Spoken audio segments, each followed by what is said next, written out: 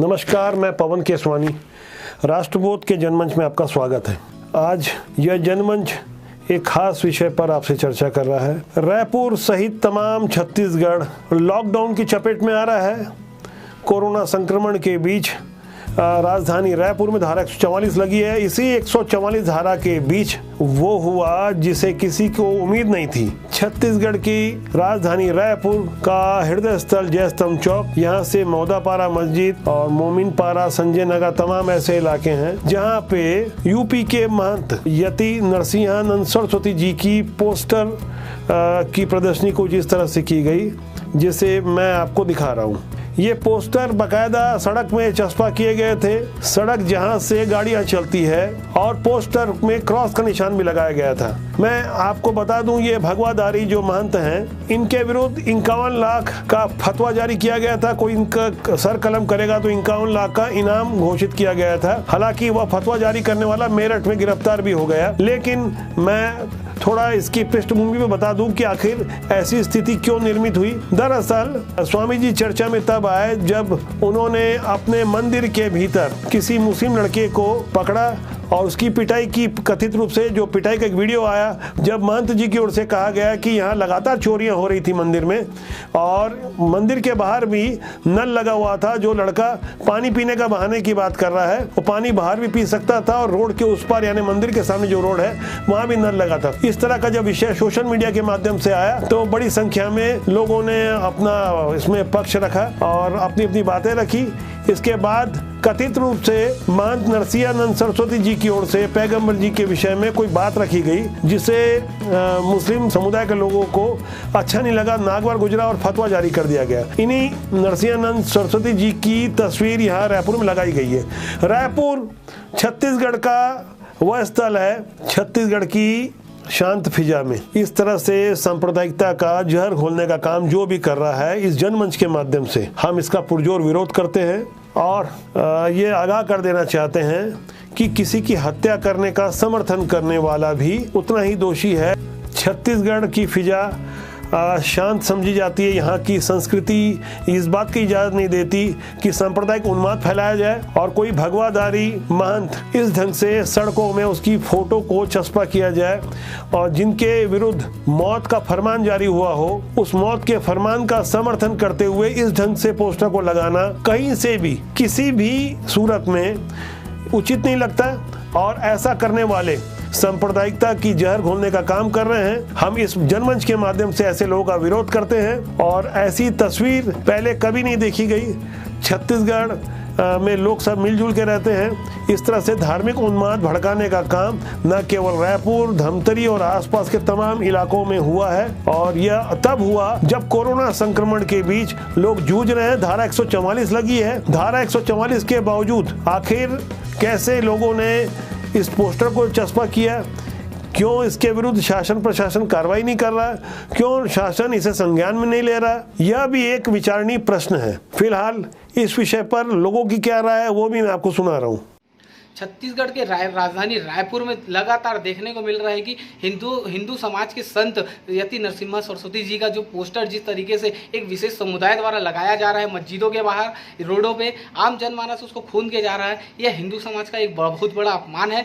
यह क्या छत्तीसगढ़ सरकार में हिंदू समाज यह पूछना चाहता है कि छत्तीसगढ़ सरकार में ऐसा कोई कानून नहीं है क्या जिसका खुलेआम हत्या करने का घटना का यहाँ लोग पोस्टर लगा रहे हैं और यहाँ गला काटने पर इनाम देने की बात कर रहे हैं? क्या छत्तीसगढ़ क्या तालिबान की तर्ज में चलना चालू हो गया है? स्वामी नरसिंहानंद जी के जिस प्रकार से फोटो लगा के सड़क पे फतवा जारी किया गया, जिसमें छत्तीसगढ़ के रायपुर राजधानी में जितने भी चौक चौराहों पे कुछ असामाजिक जिहादी तत्व के लोगों ने उनका फोटो लगाया है।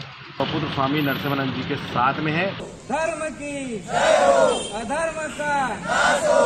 जय जय श्री राम, जय श्री राम, जय जय श्री राम। इसी कड़ी में वरिष्ठ पत्रकार अनिल मिश्रा, जिन्होंने दशकों तक पत्रकारिता को जिया है, नवभारत जैसे प्रतिष्ठित अखबार में बरसों तक काम किया, अनिल मिश्रा जी की क्या राय है इस बारे में वो भी आप सुनिए।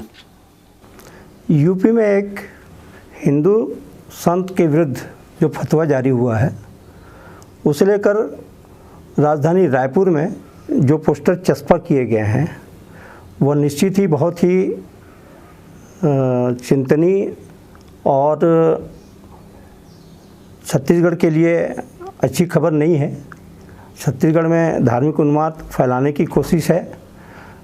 मुझे पत्रकारिता करते हुए लगभग 3 दशक हो रहे हैं। छत्तीसगढ़ के कई स्थानों में, शहरी और ग्रामीण अंचलों में मैंने पत्रकारिता की है, परंतु मुझे याद नहीं पड़ता कि इस तरह की कोई घटना छत्तीसगढ़ में कभी किसी शहर में हुई है।